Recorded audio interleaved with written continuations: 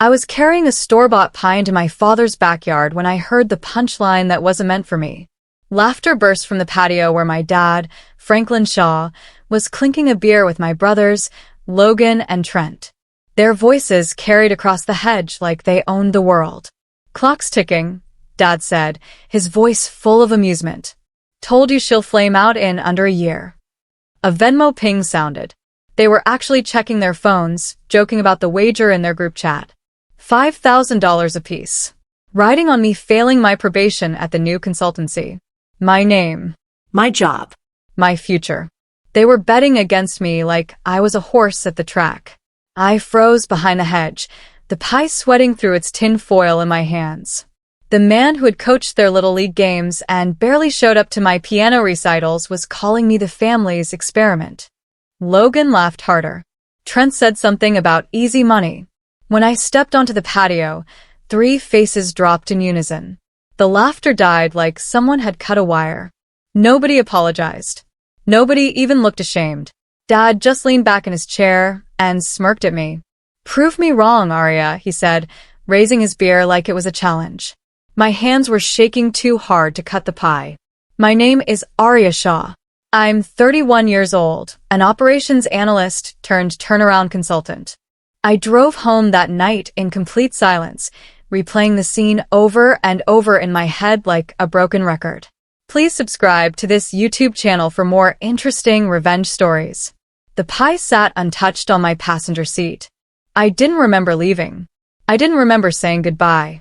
I just remembered the sound of that Venmo ping and my father's laugh. At a red light, I wiped a tear from my cheek and stared at my reflection in the rearview mirror. Who was I kidding? They had never bet on me winning. Not once in my entire life. I grew up as the extra in a house where sons got Saturdays with Dad, and I got silence. The boys inherited the family remodeling business. I inherited the message that I was ornamental. Something to look at but not really use. I paid my way through school with scholarships and night shifts at a campus library. I learned to read cash flows like weather maps. I built a quiet career fixing other people's messes because nobody trusted me to handle my own. That backyard bet ripped open old seams I thought I had stitched shut years ago. The favoritism. The casual dismissals. The birthdays reduced to group texts. The be a team player lectures that really meant be invisible. But instead of exploding, I did what I always do best. I observed. I documented. And I started planning. I was 16 when I first understood I didn't matter. It was a Tuesday night, and we were sitting around the dinner table eating meatloaf. Dad was going on and on about Logan's leadership skills at the job site.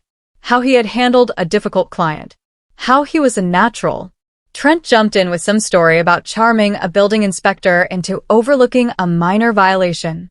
Dad laughed so hard, he nearly choked on his beer. I sat there pushing peas around my plate, waiting for someone to ask about my day. Nobody did. "Boys build legacies," Dad had said, pointing his fork at them like he was knighting them. "Girls support them. That's how families work." My scholarship letter from the state university was sitting right next to his beer glass. Still unopened. It had arrived that morning, and I had placed it there on purpose, hoping he would notice. He never did. That night, I took the letter to my room and opened it alone. Full ride. Business analytics. I cried into my pillow so nobody would hear. The next morning at breakfast, I told them. Dad nodded without looking up from his newspaper. "That's nice, honey. Logan, don't forget we have that supplier meeting at 9.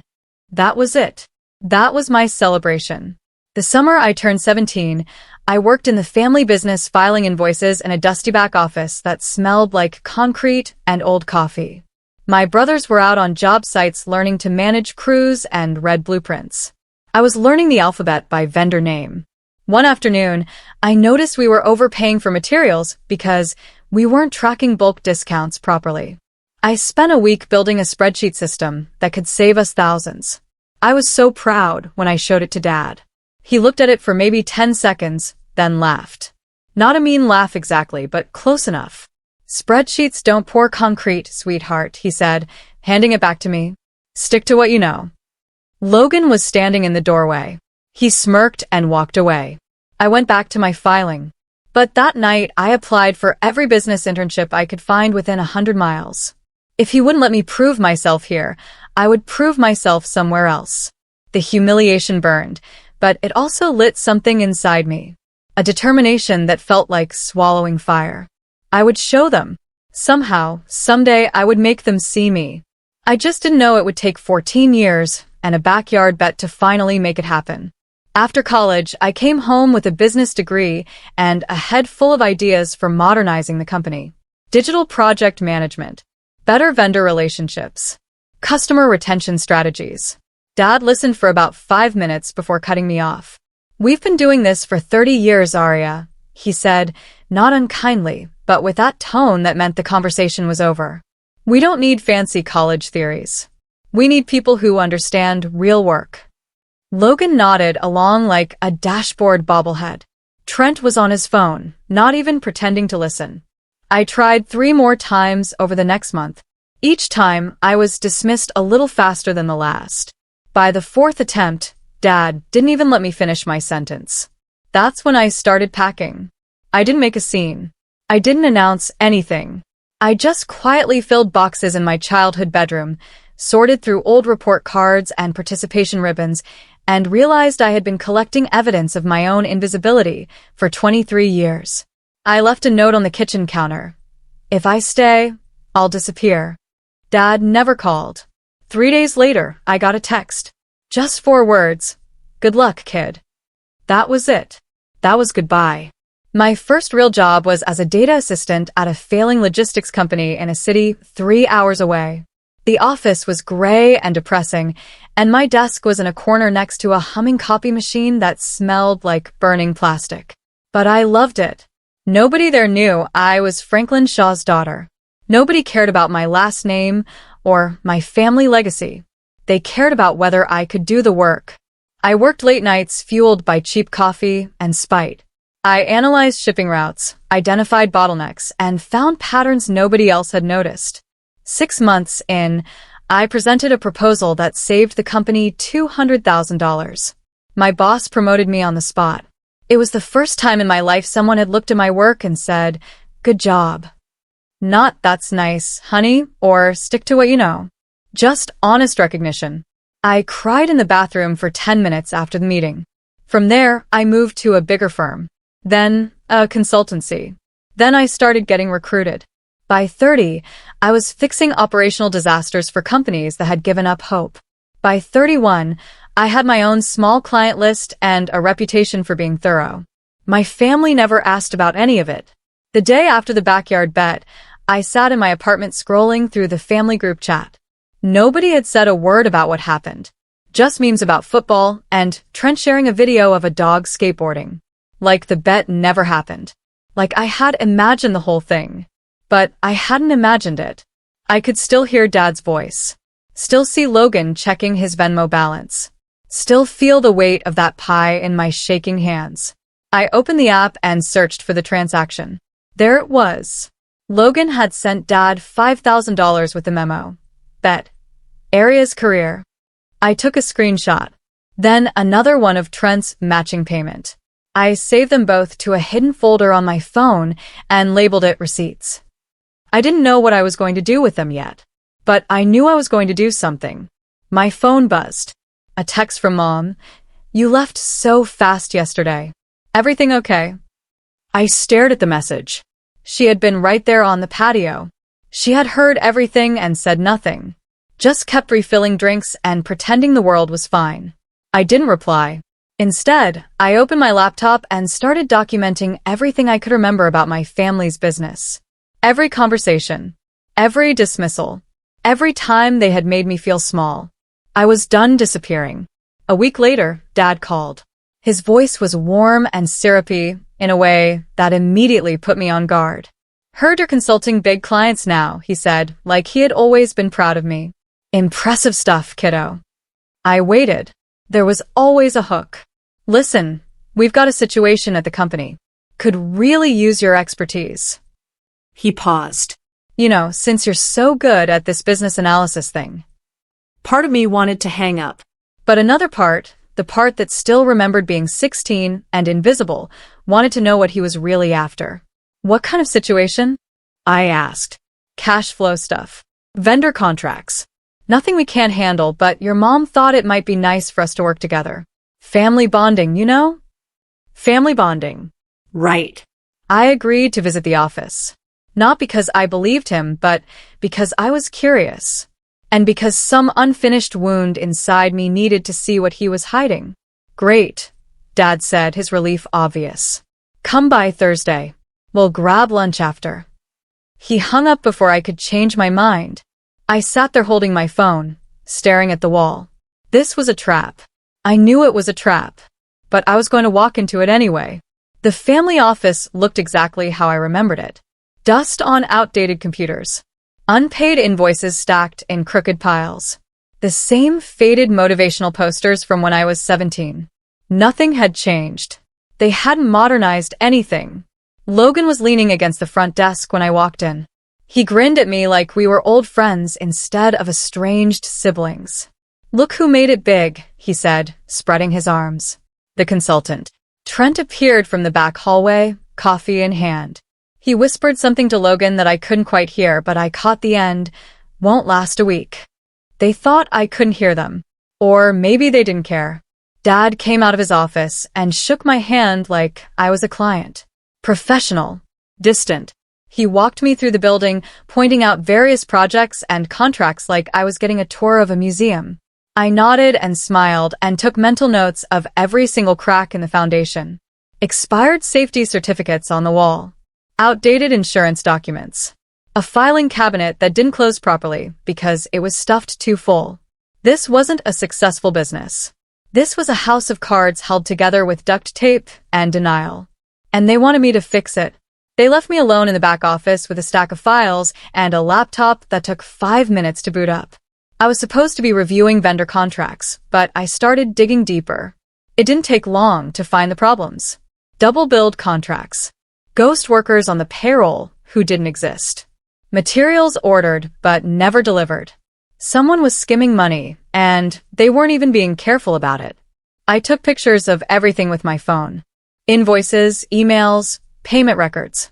I sent them all to my private email account and deleted the sent messages from the trash folder. At one point, I glanced up and noticed a security camera in the corner of the ceiling. The red light wasn't on. Either it wasn't recording, or someone didn't want evidence of what happened in this room. I kept working. By the time Logan came back to check on me, I had compiled enough documentation to bury them.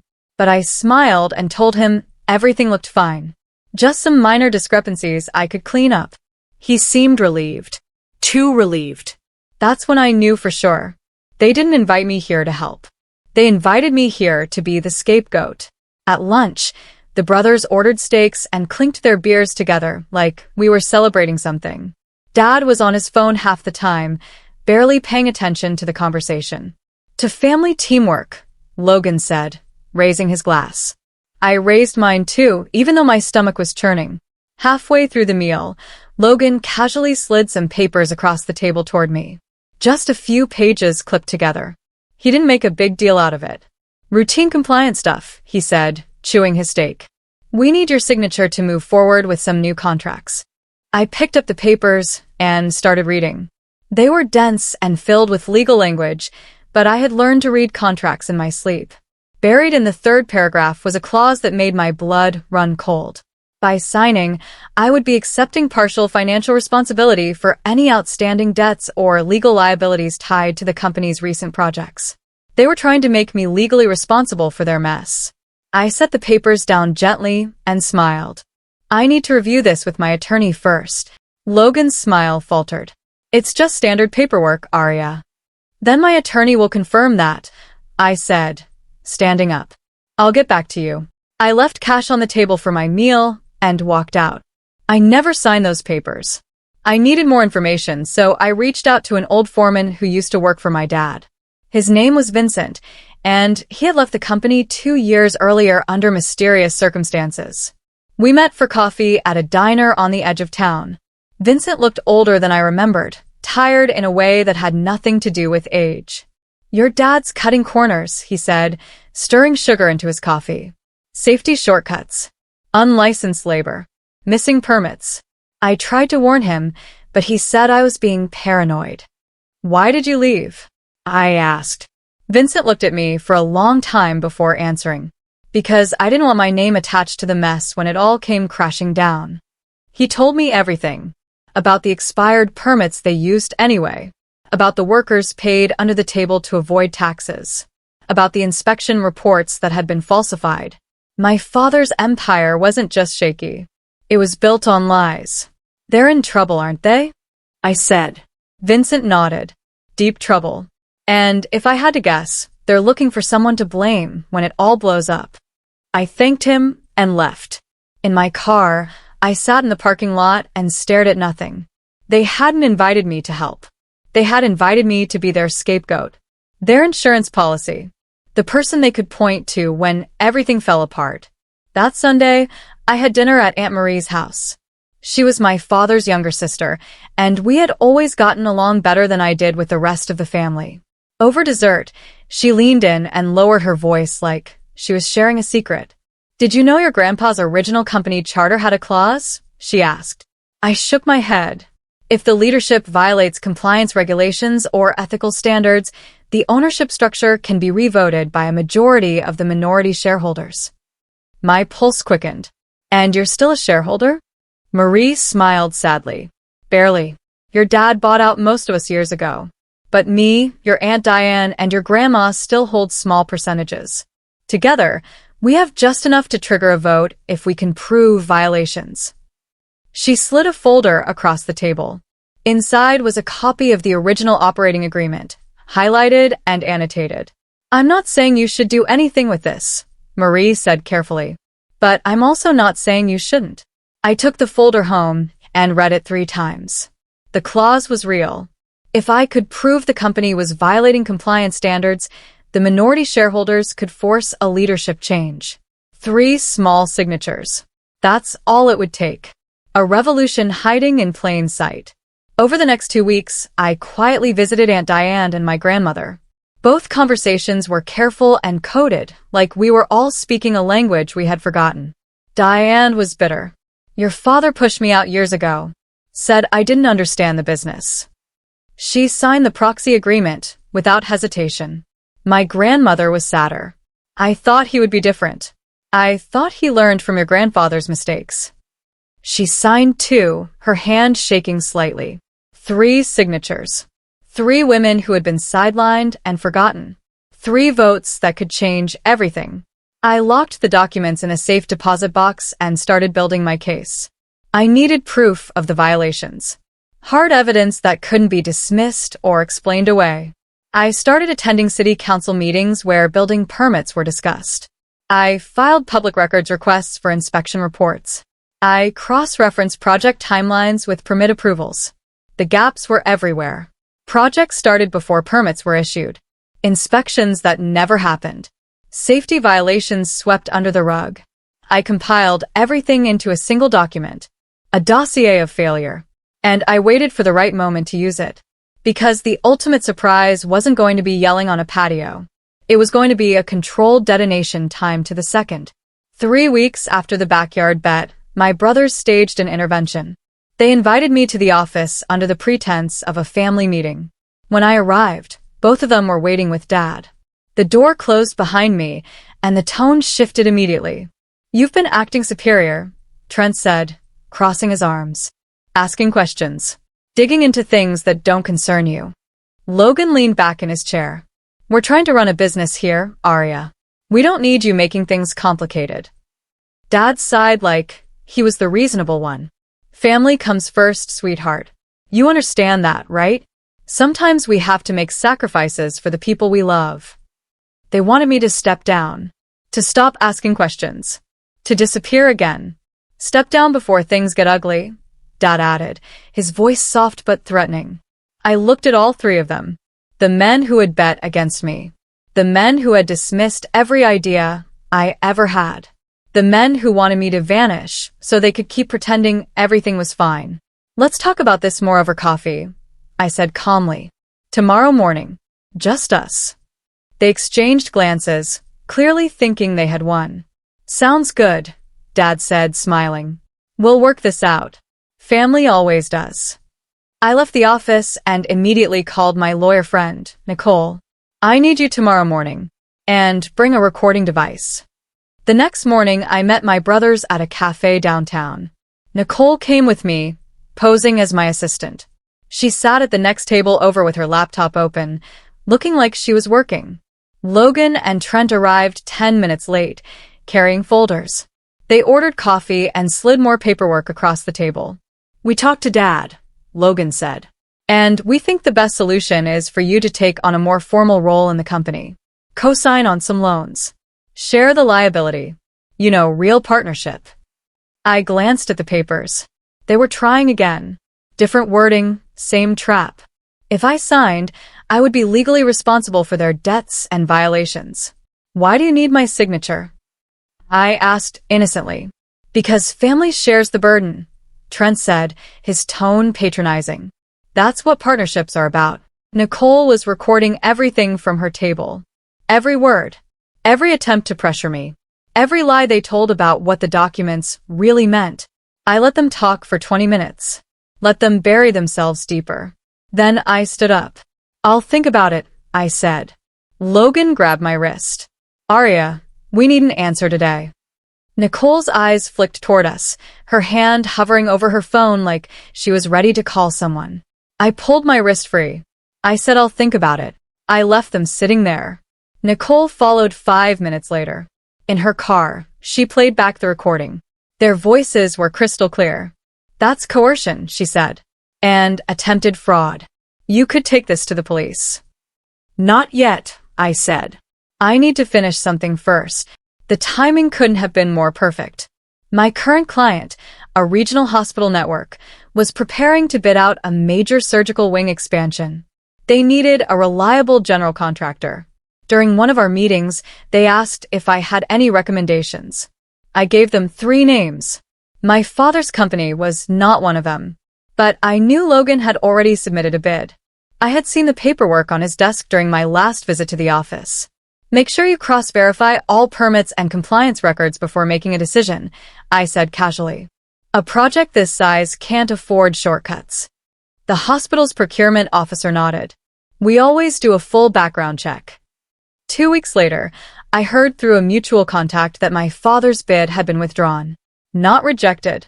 Withdrawn. Because the hospital had found discrepancies in their permit history and licensing. My phone rang that night. Dad's number. I didn't answer. He called 4 more times. Then Logan. Then Trent. I silenced my phone and went to bed. The next morning, I had 17 text messages. Most of them were angry. A few were desperate. I didn't respond to any of them. The first domino had fallen. A week later, the bridge loan that was keeping the company afloat defaulted. The bank froze their lines of credit pending an audit of their financial records. I was at home when my father showed up at my apartment. He didn't knock. He pounded on the door like he was trying to break it down. I opened it slowly, keeping the chain lock in place. What did you do? He shouted, his face red. The hospital pulled out. The bank is freezing everything. What did you tell them? I did my job, I said calmly. I gave honest advice to my client. You sabotaged us, he hissed.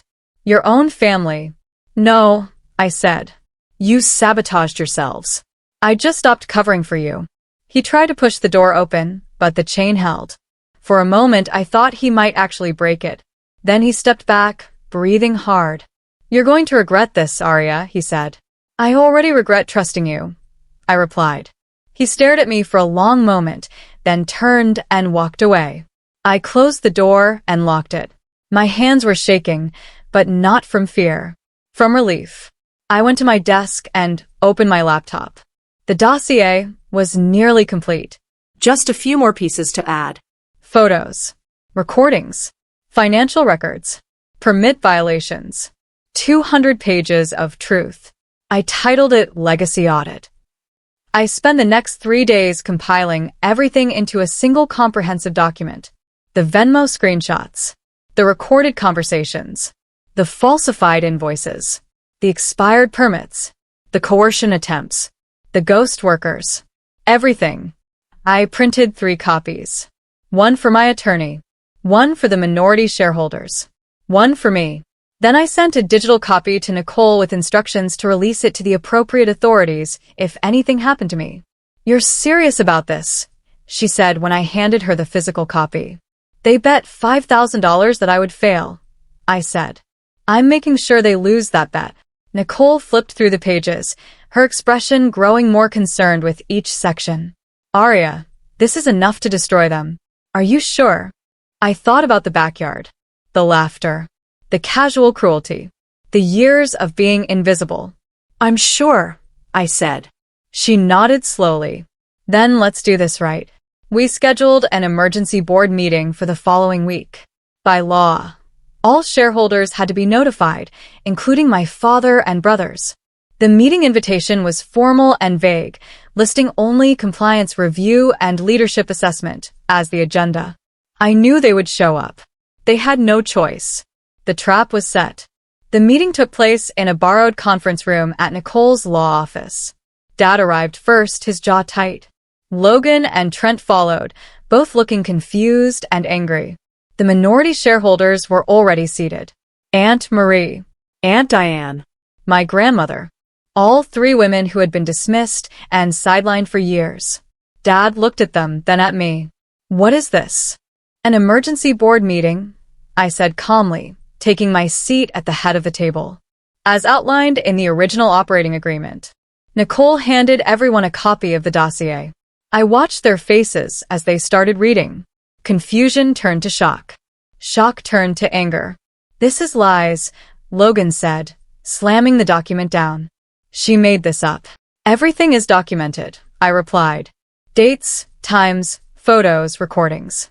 All verifiable." I played the audio from the cafe, their own voices asking me to sign away my future. Then I showed the permit violations, the ghost workers, the falsified inspections. My father's face went pale.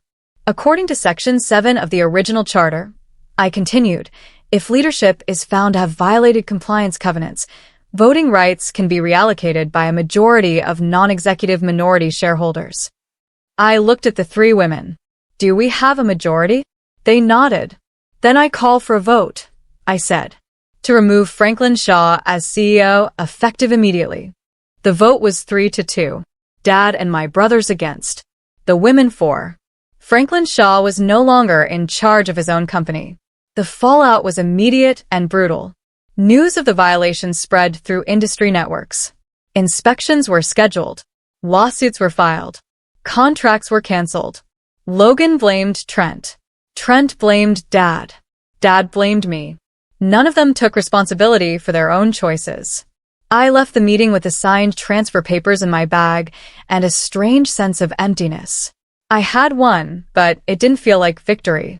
It felt like closing a door I could never open again. My phone buzzed constantly for days. Angry texts from my brothers. Voicemails from Dad that I deleted without listening to. Messages from relatives I hadn't spoken to in years, asking what really happened. I ignored all of them. Instead, I focused on the next phase.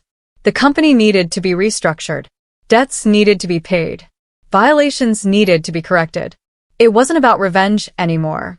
It was about doing what was right. I hired an independent auditor, brought in a compliance consultant, started reaching out to the workers who had been cheated and making arrangements for proper payment. Slowly, painfully, I began rebuilding what my father had broken. 3 weeks after the vote, Dad called. It was late at night and I almost didn't answer. But something made me pick up. "We're family," he said, his voice tired. "You wouldn't actually ruin us, right?" I sat in the dark of my living room, phone pressed to my ear, thinking about all the times I had needed him and he hadn't been there. "You did that the day you made a bet," I said quietly. I hung up. The next morning, I sent out dinner invitations. Formal cardstock with my grandmother's good stationery. The title read Family Settlement Night. Everyone was invited. Everyone had to come. This was going to end the way it started. Around a table. With family. Except this time, I was the one setting the terms. I spent 2 days preparing. Cooking the meal myself. setting the table with care, printing final documents that needed signatures. This wasn't about anger anymore. It wasn't even about revenge. It was about consequences, about making sure everyone understood the choices they had made and the price they would pay. The dinner was in 3 days. I was ready. The dinner was held at my grandmother's house, neutral territory. I set the table with her good china, the kind that only came out for holidays. Roast chicken, roasted vegetables, fresh bread, wine. everything looked perfect. Dad arrived first, followed by my brothers. They looked uncomfortable, like they were walking into a trap. They were right. The aunts came next, then my grandmother. We all sat down in tense silence. I served the food, Poured the wine. made small talk about the weather. Nobody ate much. Finally, I set my phone on the table and pressed play. The backyard recording filled the room. Dad's voice. Logan's laugh. The Venmo ping. Every word they had said about me failing. My father's face went white. Logan stared at his plate. Trent pushed his chair back like he wanted to run. I slid an envelope across the table. Inside were the Venmo screenshots, printed and framed like family photos. You bet $5,000 each that I would fail, I said calmly. I thought you should have a permanent reminder. Dad opened his mouth to speak, but I held up my hand. I'm not done. I opened a leather folder and pulled out the documents inside. Clean. Professional. Notarized. This is a transfer of executive authority, I said, sliding the first paper toward my father. You are no longer CEO. The minority shareholders have voted, and the decision is final. He stared at it like it might bite him. This, I continued, sliding another document toward Logan, is notification that your managerial position is under review pending a full audit of your financial decisions. Logan's hands clenched into fists. And this, I said, placing the final paper in front of Trent, is a formal reprimand for forging subcontractor signatures. It's being filed with the state licensing board. Trent looked like he might be sick. The aunts entered from the kitchen where they had been waiting. All 3 women who had been dismissed. All 3 women who had signed the proxies. All 3 witnesses to this moment. I stood and lifted my wine glass. You said I would never succeed, I said, my voice steady. You made a bet. You laughed about it. You treated my career like a joke. I looked at each of them in turn. But I didn't just succeed. I took everything you thought you owned and proved it was never really yours to begin with. I set my glass down. Congratulations. You lost. 6 months later, the company was unrecognizable. We had paid back wages, fixed code violations, rebuilt relationships with suppliers and clients. The business was smaller now, but it was honest. Dad and my brothers moved out of the office quietly. No goodbyes. No apologies. Just empty desks and forwarded mail. I didn't gloat. I didn't celebrate. I just kept working. With the remaining profits, I launched a scholarship fund for young women in business analytics. Girls who were told they were extra. Girls who were dismissed and overlooked. I named it after my grandmother, the original minority shareholder who had watched her own voice disappear over the years. The first recipient was a 19-year-old from across town who wanted to study operations management. Her father didn't think women belonged in business. I gave her a full ride and a mentorship position. One afternoon, I was cleaning out the old office when I found the pie tin from that backyard barbecue. Still crusty. Still unwashed. I threw it in the trash. My phone buzzed. A text from Aunt Marie. Proud of you. I smiled and put my phone away. I had spent 31 years trying to prove I mattered. Trying to earn my place at a table that was never really meant for me. Now I had built my own table. They made a bet I'd never make it. I didn't just make it. I made sure every daughter after me would too.